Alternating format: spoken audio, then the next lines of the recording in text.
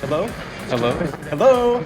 If you can hear this, it's not too late. I return to warn you. This is Time Pop, a podcast that discusses time travel and pop culture. There are spoilers. I've seen the future, and nothing is sacred to these folks. Your past, present, and future are sure to be ruined. Even if you could go back in time, as I have, you will never forget what you are about to hear. You've been warned. This is Time Pop.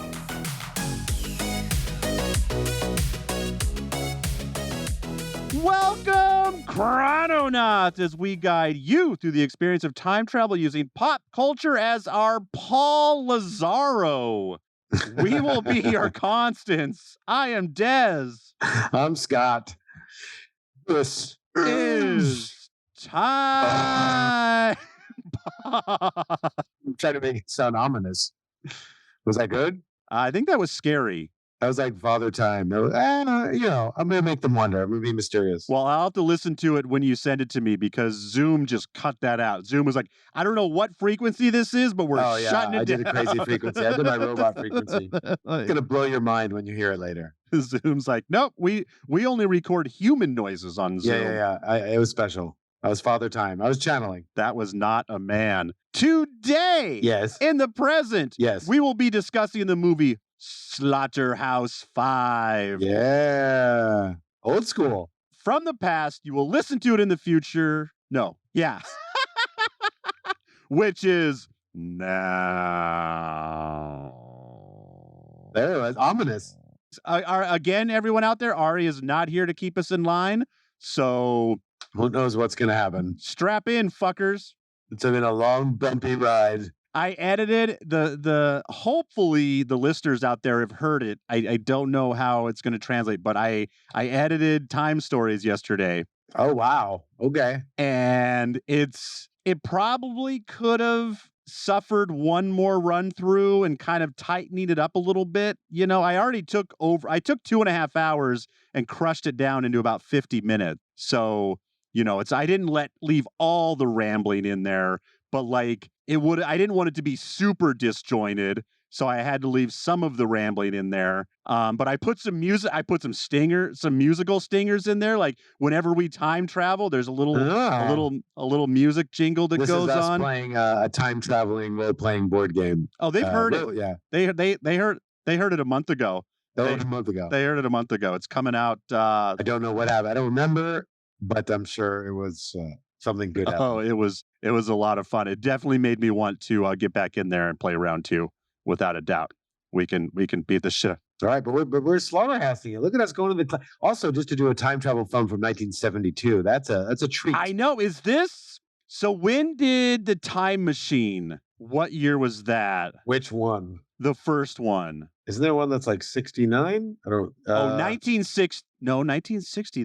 Is that the one Ari and I did? No, you did the later one. You did the 2002 one, right? Oh, we did do the 2002 one. Yeah. There's a 1960. There's a 1960 one. Which we didn't do, but we did. What about Time After Time? What year was that? Time After Time. Oh, that's the late 70s, wasn't it? 1970. So I think this might be as far back in time as we've gone. No pun intended. Oh, pun absolutely intended. Fucking time. It felt like it. It was definitely like a 70s art house cinema vibe. Well, first of all, as far as the 70s movie go, the HD transfer, if I can get nerdy on this, was phenomenal. Oh, okay. It looks, I mean, I don't know what cut you watched, but mine looked like... Yeah, I rented HD. Mine looked like they filmed it last year and just put a filter on it. Oh. Like, it looked good. Mine felt pretty 70s. Well, the stuff. Well, you know why this was time travel for me? This was the best way I can describe it. This was my father's midlife crisis movie. Oh, we got a personal one, folks. Okay. When my dad was probably as old as I am now, my dad was never into movies. He watched movies. He was fine with movies, but he never got into movies. Like he couldn't. Yeah, some people don't care. Some people like, eh. Yeah. I mean, he it's like oxygen for us. But yeah, he watched. Yeah, exactly. I remember when I learned. Well, I don't know exactly the date, but I remember at some point I learned that not everybody loves movies. It's like a nerd's first time when you're like, what do you mean you haven't seen Star Wars? Probably in your 20s, and there's someone who's like, yeah, never saw it. I'm probably not going to at this point. And so, yeah, my dad watched this a lot and loved it. The only other movie I ever remember him watching on repeat for a short period of time was The Shawshank Redemption. Okay. So he's like men coming to terms with existence. Jerry was going through some shit. Yeah. We love you, Jer. Yeah. What's your experience? I mean, you went to film school, so you had to have had a college experience with this, if not sooner. No. I did not. I don't know if I've ever seen this. In fact, I read the book a long time ago, but I remember nothing. In my quest for novels, I was big into Kerouac and Vonnegut and Bukowski and all that in my college and post-college years. That's it. But I didn't remember anything about the book. I read up on it a little bit. It sounds like Vonnegut was pretty happy with this. And also, most people are like, that was a pretty great translation of a book to a film. I think so. Can you do me a favor? Can you back off your mic just a little bit? Yeah. That Yeti's pretty hot. Or turn the Yeti down a little bit. Either way. Yeah. I'll stay back here. That Yeti's a hot mic. Really? So I definitely watched this once or twice in my dad's heyday, and then I kind of tried to watch it a couple times later. Tried to get into Jerry's head. I don't know if I ever actually finished it. I think I finished the book. I read books in clumps. Like I don't read for... It's a pretty thin read from what I remember. For literally years. And then I bang out 7 books in 2 months, which is like way too much reading for me. So I can never remember any of it. It's like a muscle. You got to get in reading shape. You get out of shape, you get in shape. It happens. I do though. Every time I read a Kurt Vonnegut book, like I am not on the level of Kurt Vonnegut, but when I see his writing style, I almost think I might be able to be a writer. Right. It's like, I use a lot of commas when I write, and I like kind of go off on tangents. It's like simply written, but it's deep, but it's existential, but it's mocking and it's satirical. His writing style is very unique. It's very good. So let's just get through the starring what's his name again? Michael Sachs, who he kind of obviously, when this is your first movie, like directors are going to take some shots with you and try to make it work, and it just never did. But it does seem. But he was nominated though from this. It was like a first role, and he got like Oscar nominations. I think that's all strange to me because he's kind of like a spacey, passive, like loaf, right? As a character. Yeah, like he definitely he got lucky with his first movie and probably never should have been a leading man, but seems like he could have had a career. Well, the whole point of this is to be like an everyman, right? He's not supposed to be like a bold leading man. This is actually a role where he is a passive, aloof guy. He's an everyman person, and just all these things are. I think it's one of those things like Idiocracy, maybe, where he's like meant to highlight all the idiots around him, right? Very, very true. He is like the blank canvas that we are supposed to. Yeah. Because that was one of the everyone's biggest complaint about the adaptation is there's no narrator. Right. And I have a hunch there was a lot of discussion about that. And I think a narrator would have made it harder for people to feel like they were Billy Pilgrim. Like, I'm definitely just watching a story. But anyway, so he did go on to a fine career in high finance.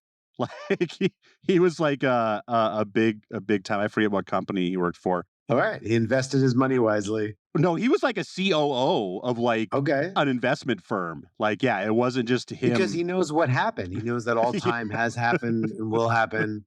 This was a good movie for the old Scottster folks. This supports my theories. Glad to see another fine time travel film. Real quick, just to finish the cast. And then Paul Lazzaro is played by Ron Liebman, who everyone out there knows as Rachel's father from Friends. Oh, man.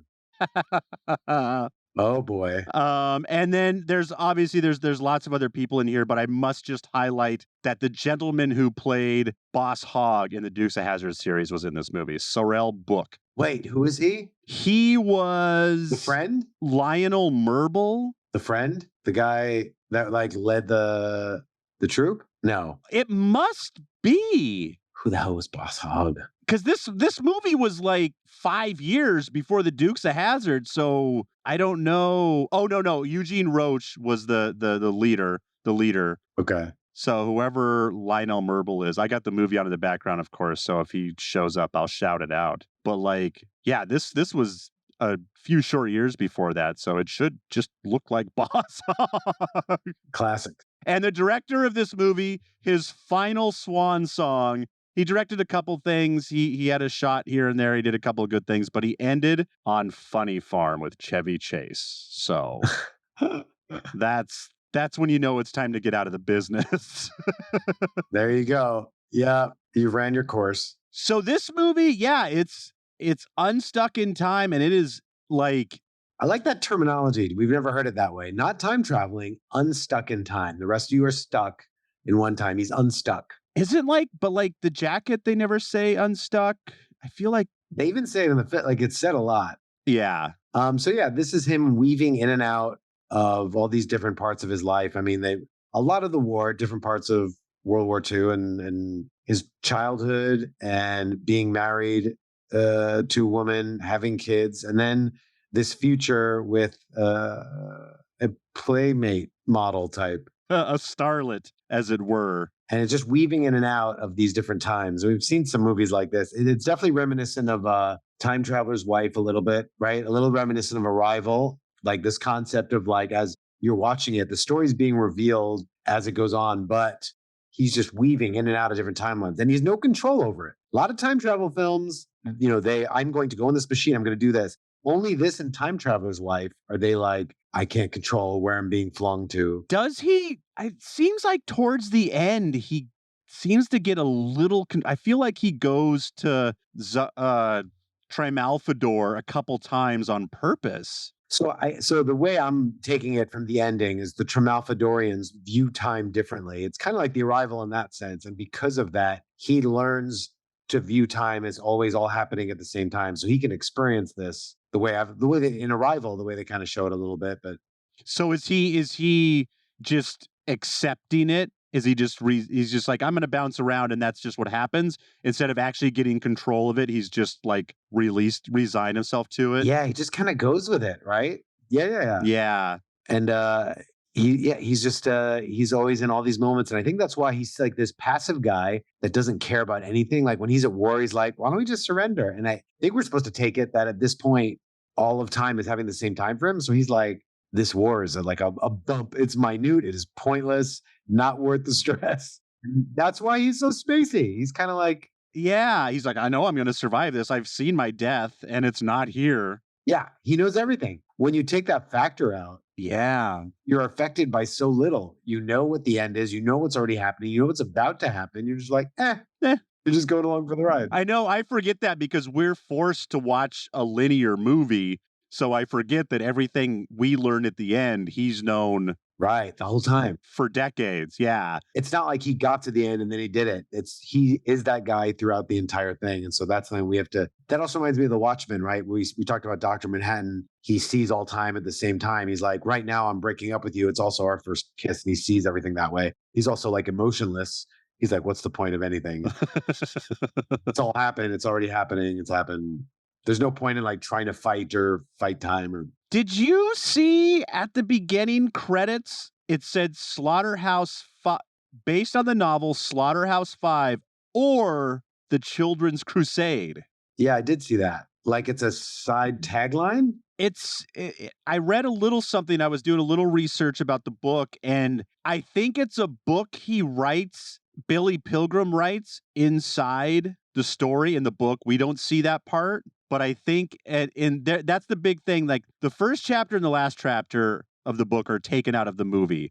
And I think the first chapter is him talking about writing the book. And then the last chapter is him kind of finishing it. And I think that book is called The Children's Crusade. That's the book that he writes in the novel? Yes, I think so. Well, it says here, when you look it up, it says Slaughterhouse-Five or The Children's Crusade, A Duty Against Death. Like was an alternate title for the book? That's so weird. Why would... And it says like the book can exist on the level where it's just post-traumatic stress disorder. None of this is real. You know what all unstuck in time movies have in common? What? Electroshock therapy. Oh, wait. Did Time Traveler's Wife have that? No, but that was like Genetic. that was a genetic the ones where you're like, I don't know if they're time traveling or not. Like, Oh yeah, like 12 Monkeys. yeah, 12 Monkeys, The Jacket. What's the other one? Ari and I watched another one that's kind of like this. And that's like, that really solidifies to the viewer, like, we don't know what's going on. Like, they're melting this guy's brain. So no matter what our main character learns, we can't trust it because they melted his brain. Yeah, it's really most of what I read on this takes it all that it's actually real. There's one article that's like, no, this is all his post-traumatic stress disorder, and that's the Tremalfador is the furthest extent of his anxiety. And they're just matter of fact. That's a good movie when you don't know. Now, do you think he does that because we learned basically in the first act that Paul Lazaro is going to kill him? And so he's just like, well, I know how I'm going to die. And so he makes this fantasy world leading up to what does end up, like, is his death real? Like, is that for real? Did Paul Lazaro shoot him at the end? I mean, I'm taking it at face value that it's a time travel film, but yeah, you could argue the post-traumatic stress disorder and the stress, like the being thrown in the pool, the being in Dresden when the bombs went off, his wife dying while he survives a plane crash. I don't know if he's like recreating stress situations or if some of those happened and his brain just went. Yeah. So in the movie, there's a scene where he's with the dog and you see like the glowing light from the stars. And so we're supposed to understand that that's like when he was chosen, maybe? I think we're supposed to know later. that's the Tremalfadors of some sort. They chose him to be in their like zoo. Yeah. I mean, okay, if you were to argue the post-traumatic stress disorder, in his fantasy, he's trapped alone with this woman he did see in his son's like Playboy magazine. These are good, healthy arguments if you were to say that is what happened. Okay, Scott, I'm going to get a little Seinfeld on you right now. Yeah. If you got captured by aliens, would you rather be in their zoo or their circus? Wow. Well, are you in the zoo and you're mating with like your lifelong fantasy? That's true. I guess if you get to pick, the circus, you get to see the world as opposed to being trapped. But you also might be getting whipped into balancing balls on your nose. No. I guess in the zoo. I love the line where the Tremalfadorians, he's like, so I'm just trapped here. And they're like, we've looked at all these different races. And you're the first one to speak of this free will.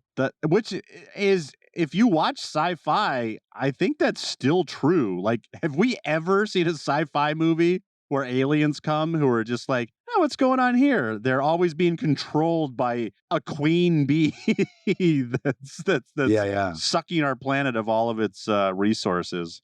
That's true. Yeah. Or they're so advanced that they're not even human anymore. They're beams of light. But if time has happened, has always happened, always will happen, you could see why free will seems like, sure, you've had free will, but you've always made the same choices. So do you have free will? Oh, yeah. Yeah. I don't believe in free will. Yeah. Well, I told you, my theory is like, yes, there is free will, but you've always used it to make the same choices. I think there technically is free will, but you're always bottlenecked into a left or right at best. Right. Does that argue? Like, can I really do anything I want today? Like, I mean, I guess if I want to abandon everyone I know and probably die in poverty on a Las Vegas strip. When you have a constructed choice, when it's like you're choosing Democrat or Republican and you think you have a choice, but is that free will? They've only given you those two things to choose, right? Exactly. Those are not choices, people. That is a bowl of shit. It's the illusion of choice. That is a bowl of shit looking in the mirror at itself is what that is.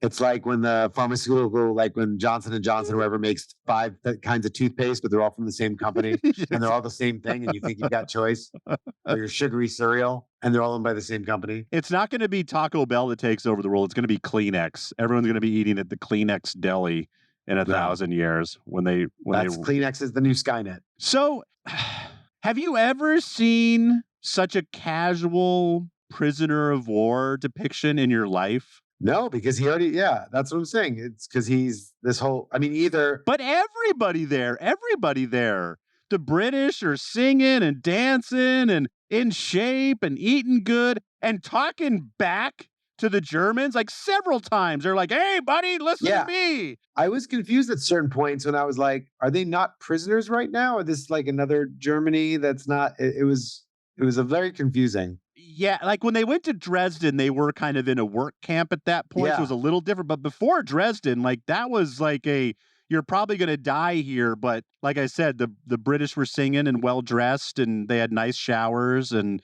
they had the whole thing where they were getting 500 rations instead of 50. Like the camp. I thought at that point they were out of the war. No.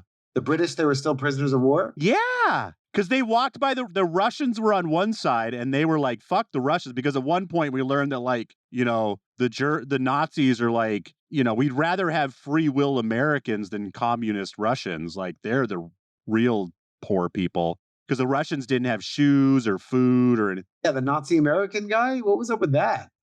You know what I call him? Uncle Sam Weiss. That was yes, it said this was Vonnegut's. It's a little bit autobiographical. It's his anti-war novel. Well, he was in Dresden. Like he worked at a slaughterhouse in Dresden when it was bombed. Yeah. Like that dude lived it. And they said semi-autobiographical. I mean, without the time travel. I mean, I would love to talk to him. Just be like, were you just like hanging out, eating well, just whatever you do, just don't steal any trinkets and it's all good. I don't know. Just very interesting. Yeah. I read something cool that final scene where he has the clock fall on him is like symbolic that no matter how much his mind flows, he still gets physically, even though he can move throughout time, his body physically can get trapped sometimes.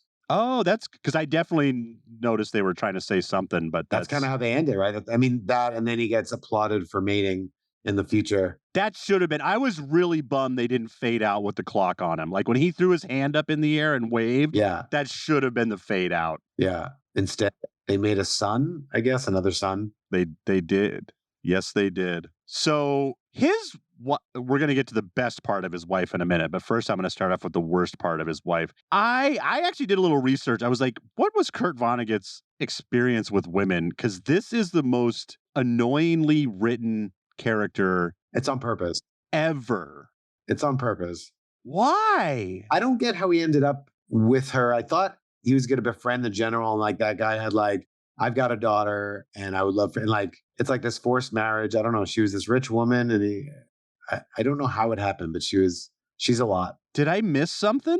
No, they didn't explain. It's just that her dad's the head of optometry school. Did he meet her through the dad? But it seems like he had to get the dad's approval. Yeah, it felt like in the novel might have explained how he got to get with her. Yeah, she was, because like he's so passive and she's a lot. And the whole losing weight thing, I was like, that better pay. I don't know how that's going to pay off, but like that's all she's talking about. So hopefully, I mean, I guess I think it's an exaggeration of like he's making fun of Americans maybe, and like that's why like her and her appetite for like being in a Cadillac, and she's like, oh, it's a tight fit, and I don't know. There's just this way of like everyone around him is like very realistic and nuts. Yeah, and they're like exaggerated caricatures of the worst of everything. And I love that he, like, when she's like being her most wifely and motherly, he's just all about the dog. The fire truck.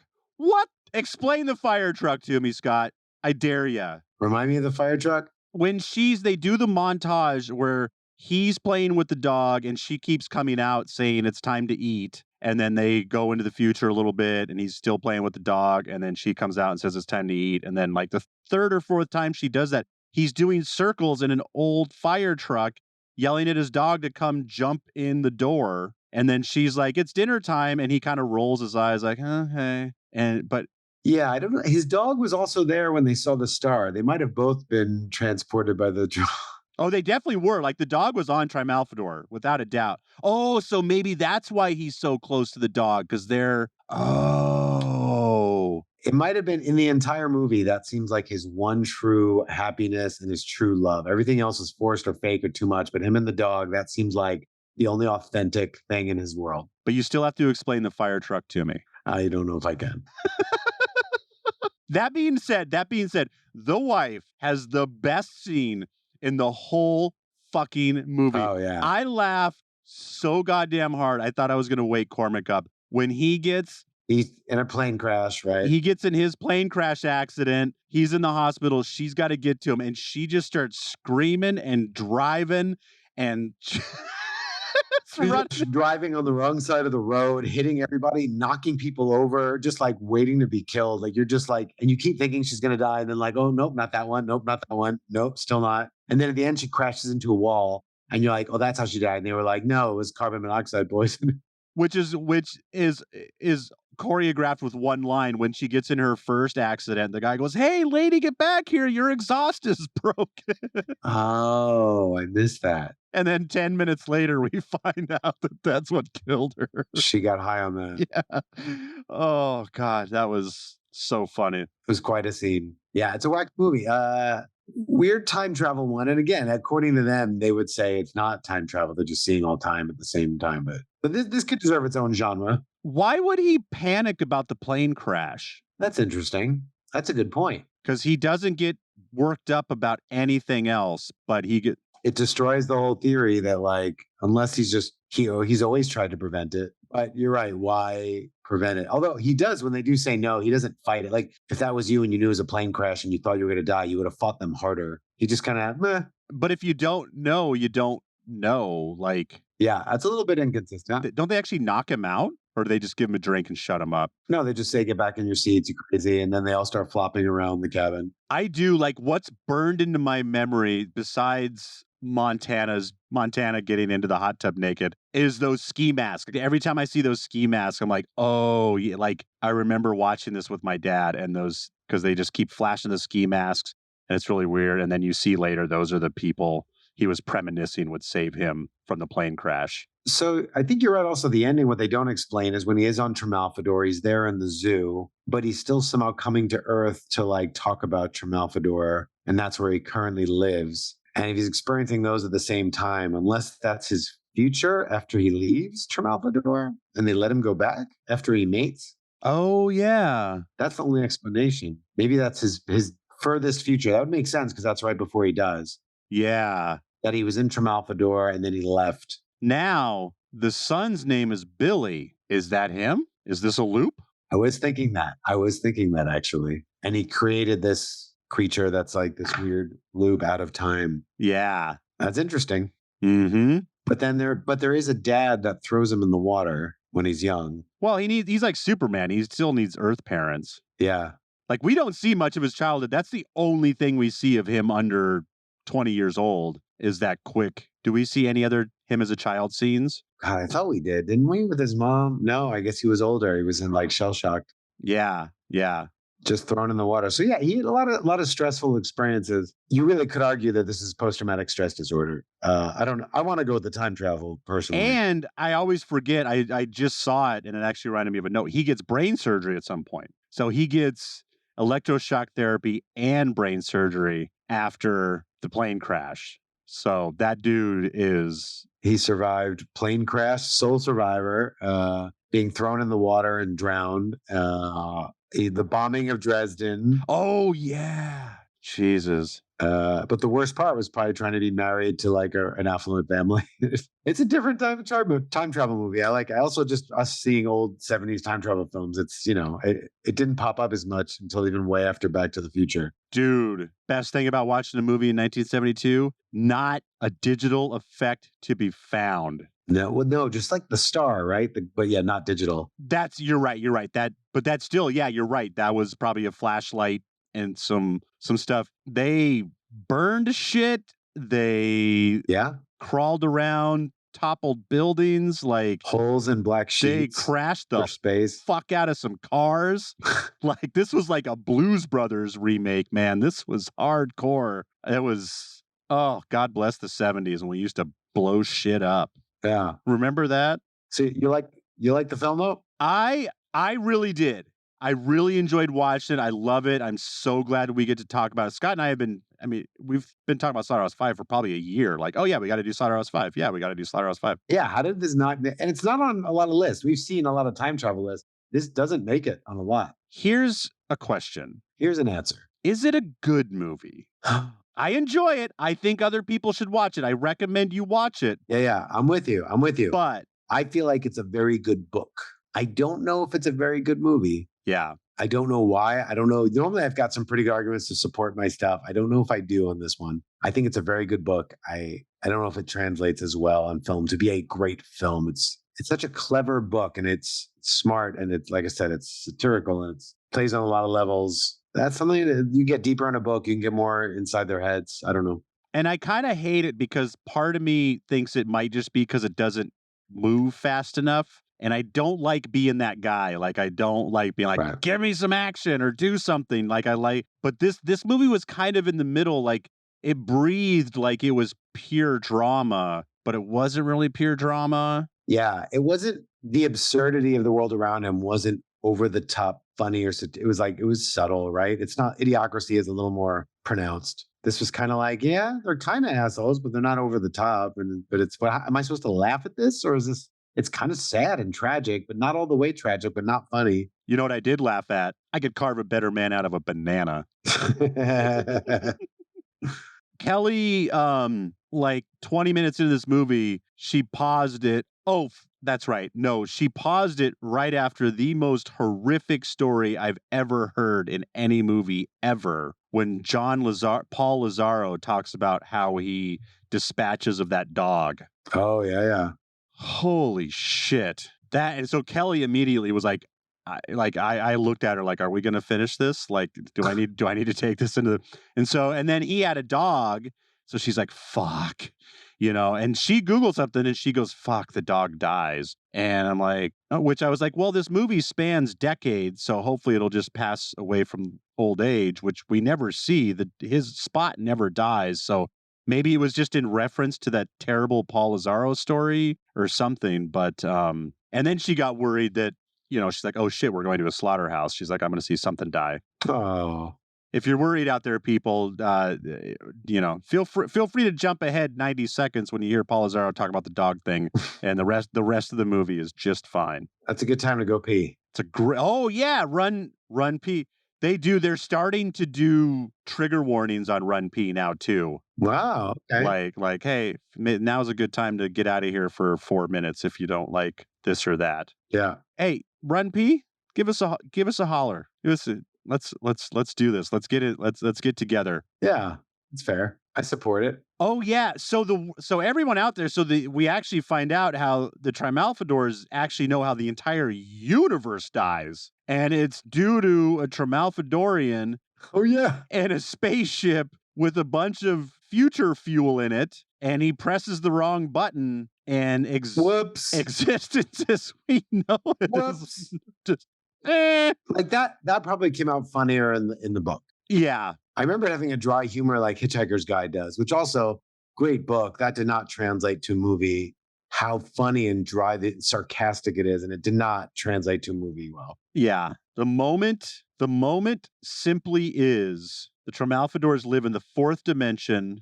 Yep. Ms. Montana Wild Hack is the so he's at one point he's at a drive-in movie with his family, and he sees Miss Montana Wild Hack in a film showing her bosoms. Oh yeah. Getting into a hot tub naked. She's just gorgeous. I mean, bosoms aside, this woman's gorgeous. And Billy Pilgrim is enamored, and then so he sees his son kind of whacking off tonight with her. And then because of that, he gets obsessed with her. Well, he smiles because he's like, oh, that's my future wife. And he knows, but then also takes him to see a movie. But I guess you could argue it's like he's obsessed with her and creates this world where he's like, they're trapped as sex mates in a zoo. Or that he knows, he's like, I want to see my wife again. I'm going to go see her in a movie in the past. Yeah. Because later on, he's older though, and she's the same age. Oh, I do have to say one thing just so everyone out there won't get upset.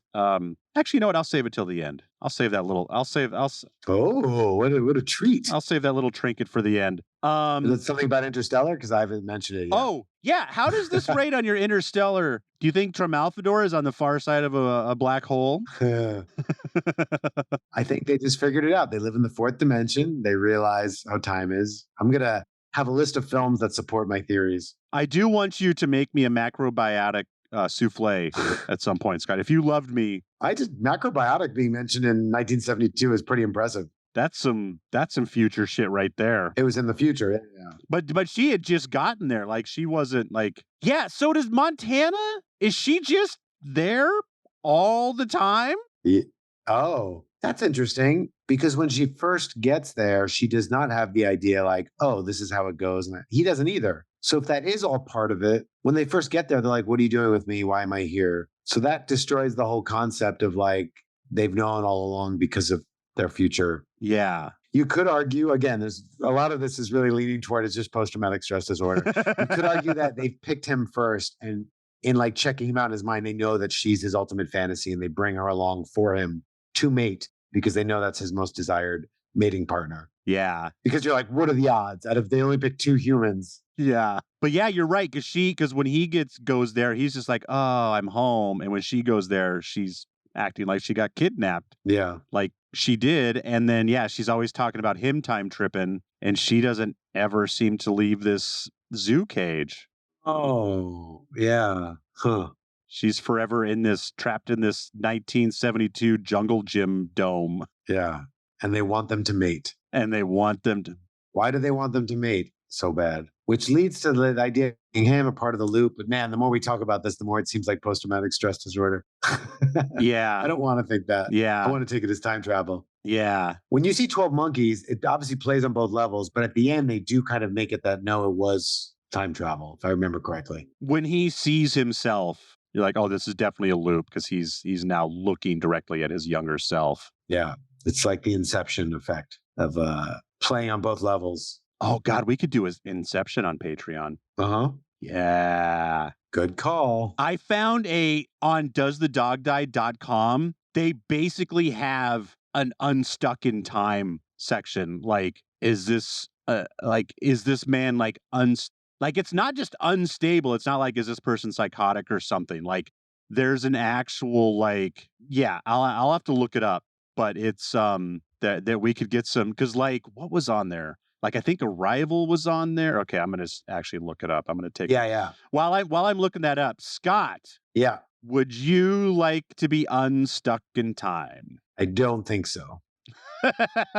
Even if you... What I'm learning, the whole zest, you could argue about life and what it all means. We're getting deep today, folks. To experience all these things that you experience, and the fight and the worry and the love, how once you know that all time at the same time, it's gone. And again, you look at Dr. Manhattan and Watchmen, it's all pointless. You just know about all time and space, and you're just like, you don't have the fire in your belly of our little minute problems and your little wars and your films and your victories and your families, because it's all just like a speck of dust. And when you know too much, all of your humanity, all the excitement and joy and ups and downs are gone.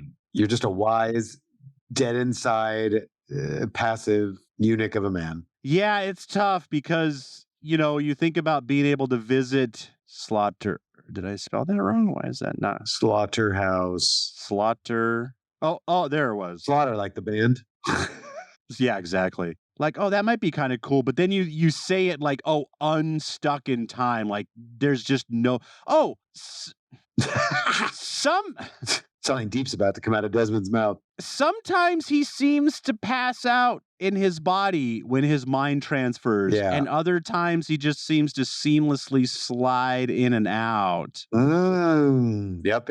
I wonder if that would give us a clue as to what is... That's a good point. Why is he passing out? Oh, here it is, Scott. Doesthedogdie.com. Is reality unstable or unhinged? Is that a considered trigger? Yeah. Oh. And like, look at this. The first 5 movies, like I think they're already on our Patreon. Barbie, Spider-Man Across the Spider-Verse, Asteroid City. No, that's right. Asteroid City Woodwork. Oh my. Have you seen Asteroid City? Oh, yeah. Everything Everywhere All at Once is at the top of the list. The Truman Show, Midsommar. Huh. Anyways, yeah. Is reality unhinged? I like that. Yeah, that Fight Club. Yeah.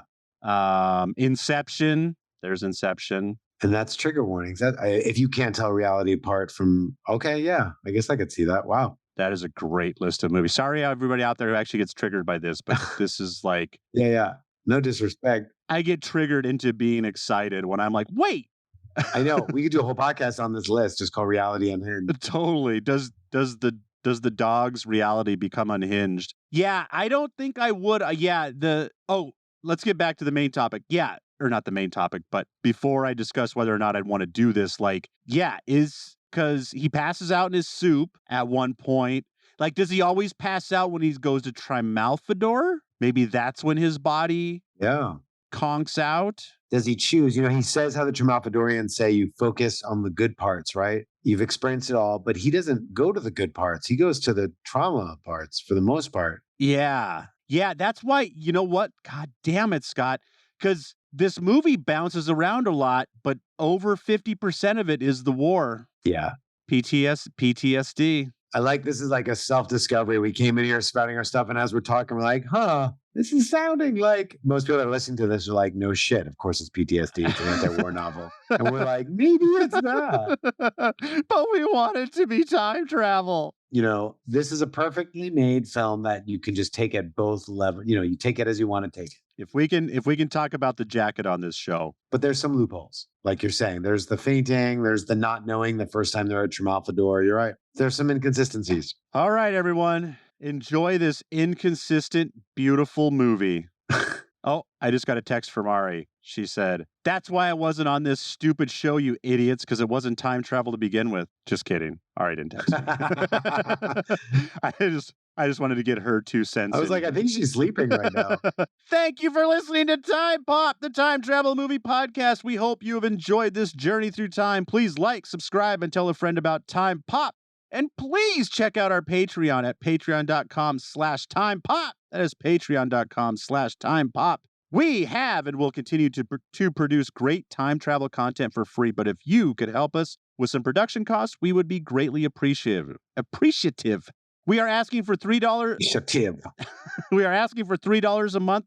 And to show our appreciation, you will receive an exclusive podcast every month. Here's what we're going to do, folks. I've been lying to you. I've been talking about what we're going to do on the Patreon, and we kind of had to change it up. We were going to do one thing, but we're just not really going to have the time for that. So it's what we're going to do. Time Pop is going to continue to be the time travel hub of greatness that it is.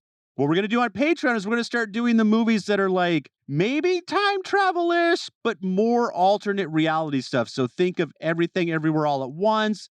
Think of Spider-Man Across the Spider-Verse, like Spider-Man Homecoming. Like, while yes, some of the unhinged reality. Exactly. We're doing trigger warnings, unhinged reality. We're gonna Inception. Yeah. We'll get to Inception eventually. So what we're gonna do, our first couple movies are going to be where did my list go? Did I lose my list? Everything Everywhere All at Once. And then we're going to do, wait for it. Wait while it loads. I got a lot of... it's exciting. It's loading. I got a lot of tabs open right now, Scott. I like to hear about your tabs. I'm really pushing this bad boy. Push it. Come on. Populate. Is the hamster running around in the wheel faster? Well, you know what, people? While it loads, what I should tell you, if you join our Patreon, you can tell us what to watch. You can help program, not everybody, but the first 10 people who get in there, you are going to get to help us program.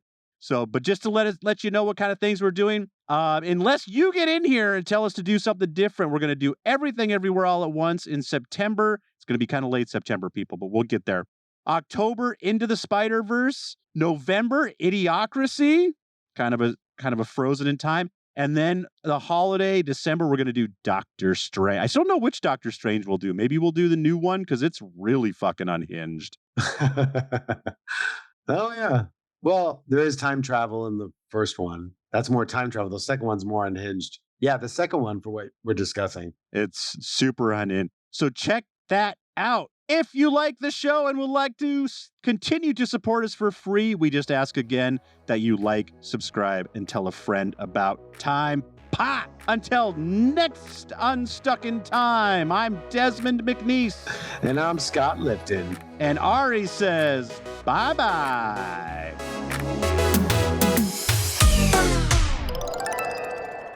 Oh! Uh-oh. Oh my God, I almost forgot, Scott. That would have been terrible. That would have been. For all of our real fans out there, I just have to say, so it goes. That phrase is uttered more than 100 times in the novel and does not appear in the movie a single time. Really? Yeah. I do not remember that. I remember that. That's when I was like, oh, I've definitely listened. I don't think I read it, but I think I had it on Audible. Like I've definitely heard some of this book. 'Cause I remember "So It Goes." Like at the end of every page, the period was "So it goes."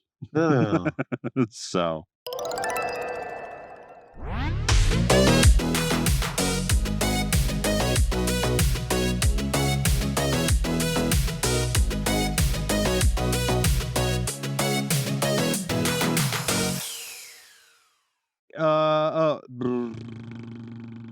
Already said that.